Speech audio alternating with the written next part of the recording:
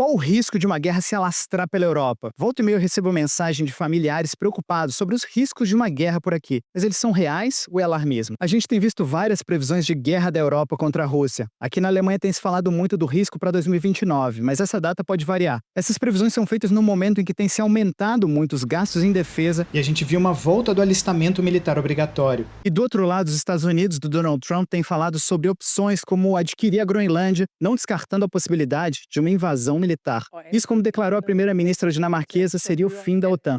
Além disso, a ampla maioria dos americanos não apoia uma possível ação militar no Ártico, e até entre republicanos a ideia foi mal recebida. Por isso, tudo é extremamente improvável que uma invasão militar na Groenlândia aconteça. Mas a gente vive, sem dúvida, um momento tenso, e é preciso tomar cuidado com as análises de pior dos casos, que são sempre feitas pelos militares. Esse é o trabalho deles, prever riscos e se preparar. É super importante, mas não ajuda a gente a medir os riscos mais prováveis, sem falar no pânico que causam. O Instituto Internacional de Pesquisa para a Paz de Estocolmo, também conhecido como CIPRE, lembra que existe uma tendência a superestimar a hostilidade do adversário e subestimar como as nossas próprias ações influenciam a percepção de ameaça. E a forma como a Rússia e a Europa se encaram nesse momento tem muito disso. Essa distorção não é uma novidade, ela foi descrita nesse livro aqui, ainda na década de 70, nos tempos da Guerra Fria. Então existe na Europa uma tendência a crer que um país da OTAN pode ser a próxima vítima desse expansionismo russo. Mas o CIPRE diz que isso é altamente improvável. Por quê?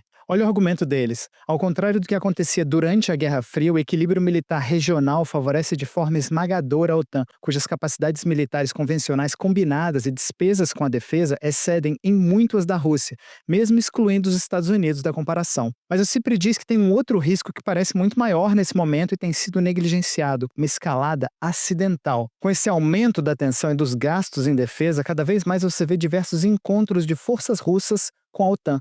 Só no Báltico aconteceram vários casos. Um caça russo invadiu o espaço aéreo da Estônia por 12 minutos. A Força Aérea Britânica interceptou 15 aeronaves russas em 6 dias. Uma delas chegou a dar um rasante próximo a um navio da Marinha Americana. E do outro lado, no Ártico, os Estados Unidos fizeram exercícios envolvendo aviões bombardeiro B-52 perto da fronteira da Finlândia com a Rússia. Esses foram só alguns desses encontros. Se algum acidente acontece, a situação pode facilmente fugir do controle. E nesse caso, não adianta estar armado até os dentes. É preciso estabelecer ou restaurar a comunicação entre os militares da Rússia, da Europa e dos Estados Unidos, exatamente para evitar o pior. Então, trocando em miúdos, o risco de uma guerra em grande escala na Europa existe, mas é pouco provável. Agora, o discurso bélico, as previsões de piores cenários em caso de guerra e a tensão entre os países, isso veio para ficar.